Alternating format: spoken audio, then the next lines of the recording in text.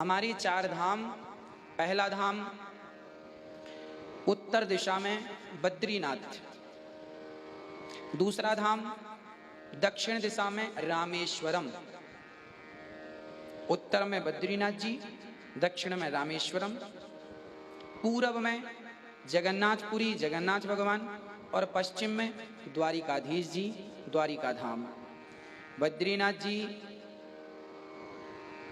जगन्नाथ जी, रामेश्वरम भगवान और द्वारिकाधीश, ये हमारे सनातन धर्म के चार धाम हैं। चारों धाम कोई कर ले, भगवत कृपा को प्राप्त कर लेता है, तो चारों धाम हमें जीवन में जरूर कर लेना चाहिए, दर्शन कर लेना चाहिए।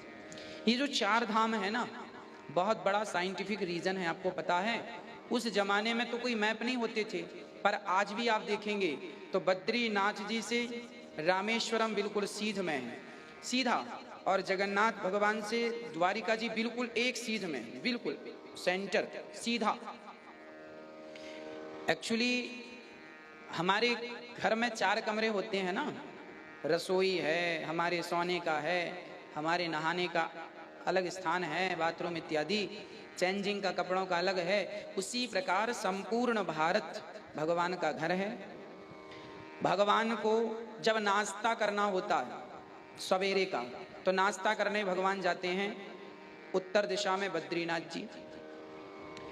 अच्छा, मैं पहले नहाने से शुरू करूं। पहले तो हम उठते हैं तो नहाते हैं, भगवान स्नान करने जाते हैं रामेश्वरम। इसीलिए कोई रामेश्वरम जाए तो वहाँ नहाने की बड़ी महिमा है, वहाँ कुंड है। आप भी रामेश्वरम जाएंगे तो वहाँ स्नान ही कराया जाता है। तो स्नान करने भगवान जी रामेश्वरम जाते हैं, उनका स्नान घर रामेश्वरम है। अच्छा, स्नान करने के बाद भगवान जी कपड़ा पहनते हैं। स्नान जब रामेश्वरम जाइए तो वहाँ कुंडों में स्नान कीजिए। फिर द्वारिकाधीश जी कपड़े पहनते हैं, द्वारिका जाइए तो वहाँ वस्त्रदान की महिमा, वस्त्रदान कीजिए। भगवान नहा के कपड़े पहनने द्वारिका, वो कपड़े पहनने के लिए वहाँ एक रूम वो एक रूम ये है ना, नहाने के बाद चेंजिंग, कपड़े चेंज करते हैं। फिर कपड़े पहन लिए ना, अब नाश्ता, नाश्ता के लिए उत्तर बद्रीनाथ जी, वहाँ ठाकुर जी को नाश्ता मिलता है। वहाँ चना दाल इत्यादि का प्रसाद आज भी लगता है ठाकुर जी को भोग। वहाँ जाएं तो ये सब चीज़ें दान पुण्य करना चाहिए, तो नाश्ता वहाँ। अच्छा, भगवान की रसोई खाने भगवान कहाँ जाते हैं? खूब प्रेम से बोले, उत्तर दिशा में, पूर्व दिशा में जगन्नाथपुरी। तो भगवान का डाइनिंग रूम भगवान का जगन्नाथपुरी है। अच्छा, वास्तु के हिसाब से भी ये चीजें ऐसी होनी चाहिए। रसोई कहाँ होनी चाहिए? जहां होनी चाहिए वहां रसोई है। स्नान कहाँ होना चाहिए? जहां होना। देखिए, पूरा भगवान ने ये पूरा वास्तु के हिसाब से कर रखा है, कहाँ नहाना, कहाँ पहनना, कहाँ। अच्छा, सोने के लिए ठाकुर जी द्वारिका जाते हैं, सोते भी द्वारिका में, कपड़ा भी पहनते हैं और द्वारिका में सोते भी हैं। वहाँ लेट ठाकुर जी उठते हैं क्योंकि लेट सोते हैं। तो ये चारों धाम की बड़ी दिव्य महिमा है। दीप ज्योतिशील जी भगवान कब फिर से धरती पर आएंगे?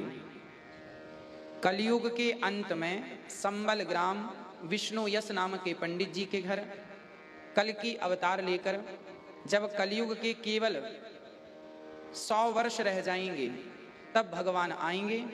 कल की भगवान आकर पापियों का नाश करेंगे और पुनः सतयुग की स्थापना करेंगे, और वहीं से सतयुग स्टार्ट हो जाएगा। आशीष रघुवंशी जी, नंद बाबा ने कौन सा पुण्य किया या जिससे श्री कृष्ण ने उनके घर पर जन्म लिया? नंद बाबा और माता यशोदा, ये दोनों पिछले जन्म में द्रोण और धरा नाम के व्यक्ति थे। नंद बाबा का नाम था द्रोण और यशोदा मैया का नाम था धरा। ये दोनों पिछले जन्म में भी पति पत्नी थे, यशोदा और नंद बाबा। यशोदा और नंद बाबा नित्य भगवान का चिंतन करते थे, भगवान का नाम जपते थे, भगवान की कथा सुनते थे, और इनके घर में कोई आ जाए तो कभी भूखा नहीं जाने देते थे। एक बार तो ये स्थिति आई कि माँ यशोदा के घर में कुछ संत आए, घर में कोई सामान नहीं था, सेठ के यहाँ गए कि भैया कुछ पैसे उधार दे दो। उन्होंने सुंदरता यशोदा की देखी और लट्टू हो गए, कहा तुम अपने स्तन हमें दे दो तो हम पैसे दे देंगे। तब धरा माँ ने अपने दोनों स्तन काट कर दे दिए और बदले में पैसे लाकर संतों की सामग्री लाई और भोजन कराया। उस दिन नंद बाबा घर पर नहीं थी। ये संतों ने भोजन किया और संत ने देखा कि धरा माँ के, यशोदा माँ के, धरा के स्तनों से खून रक्त गिर रहा है। पूछा माँ क्या हुआ? उन्होंने कहा अपने स्तनों का दान किया है आपके भोजन के लिए। तो उन संतों से भगवान प्रकट हो गए और बोले, माँ आप जैसी अतिथि सेवा हमने नहीं देखी, अगले जन्म में हम आपका दूध पीने जरूर आएंगे। वही नंद श्याम सुंदर माँ यशोदा के माँ यशोदा के यहाँ प्रकट भये और उन्होंने माँ यशोदा का दूध पिया, नंद बाबा को पिता कहकर उन्होंने आनंदित किया। तो ये पुण्य था, उसके कारण कृष्ण प्राप्त हुए। महेश बनिया जी, मेरा सवाल यह है कि ब्रह्मा विष्णु और महेश का क्या काम है? ब्रह्मा जी का काम है सृष्टि उत्पन्न करना, विष्णु भगवान का काम है सृष्टि उत्पन्न हो गई अब उसका पालन करना, शंकर जी का काम है पालन हो गया ना, अब उसका संहार करना।